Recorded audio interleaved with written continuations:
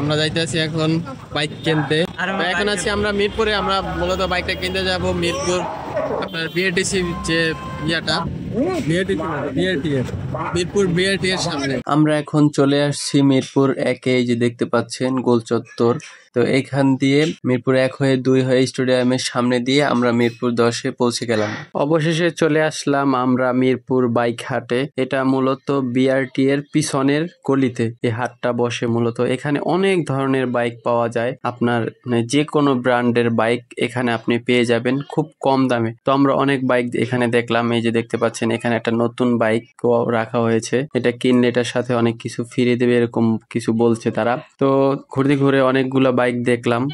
আমাদের সবার এই বাইকটার দিকে চোখ আটকে গেল। বাইকটার দাম তো সেই 4,80,000 টাকা আস্কিং প্রাইস। তো যাই হোক, এরকম দামি বাইক তো আমাদের সাধ্য নেই। আমাদের সাধ্য মতো আমরা বাইক দেখলাম, কিন্তু বাইকের দামটা মনে হয় একটু বেশি হয়ে যায়। তখন আমরা একসাথে ডিসকাস করলাম যে আসলে কোথায় একটু কমের ভিতরে বাইক পাওয়া যায়। তো মাথায় মনে পড়লো যে ফারুক মোটরস। তো সেই উদ্দেশ্যে এখন আমরা সবাই রওনা দেব। ফারুক মোটরসে যায় দেখি যে আসলে বাইকের দাম ওইখানে কিরকম।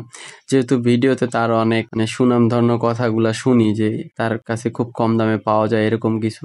কেনার উদ্দেশ্যে আমরা এখান থেকে ওখানে, ওখান থেকে এখানে খালি দৌড়াচ্ছি আর চলছি, শুধু চলছি আর চলছি। রাস্তা শেষ হচ্ছে মিরপুর বাইঘাট থেকে।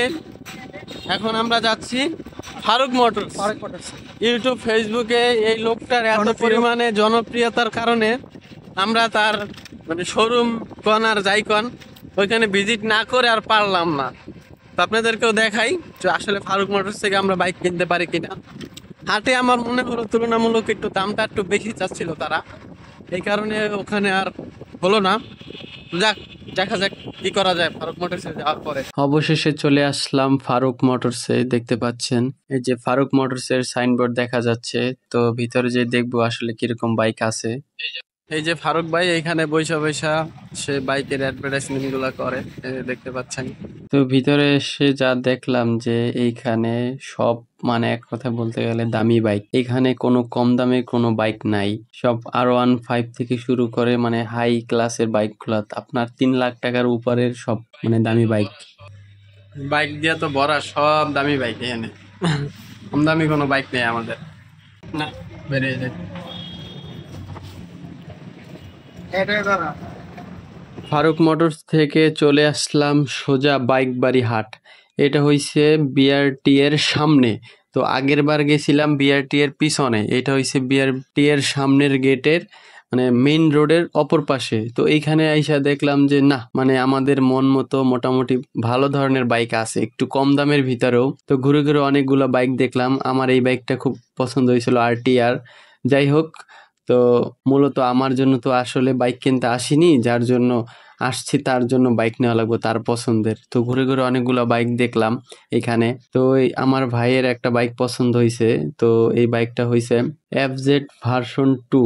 তো এই বাইকটা নেওয়ার জন্য একটু মোলামুলি করতেছে যে ইঞ্জিন টিঞ্জিন সব ঠিক আছে কিনা, যেহেতু 2024-এর মডেল। তো একটু দেখতেছে ভালো মতন। তো বাইকটা আসলে বলে নেই আবারও, বাইকটা মূলত আমার তালের জন্য নেওয়া হচ্ছে, আমার আঙ্কেলের জন্য বাইকটা নিতে আসছে আর কি আমরা। তো ভাইয়া দেখতেছে উনিও বাইক কিনবে কিছুদিন পরে। তো উনিও দেখতেছে যে এই মডেলের FZ কিনবো, এই কারণে এই বাইকগুলা দেখতেছে যে আসলে দাম টাম কিরকম।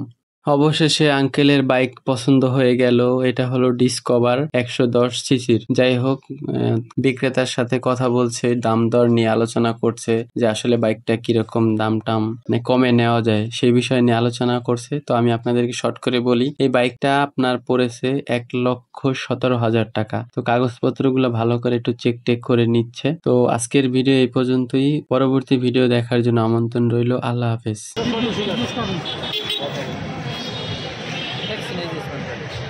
গাড়ির কাগজের জন্য কোনো টেনশন নাই, এখন টান দিয়ে দিই।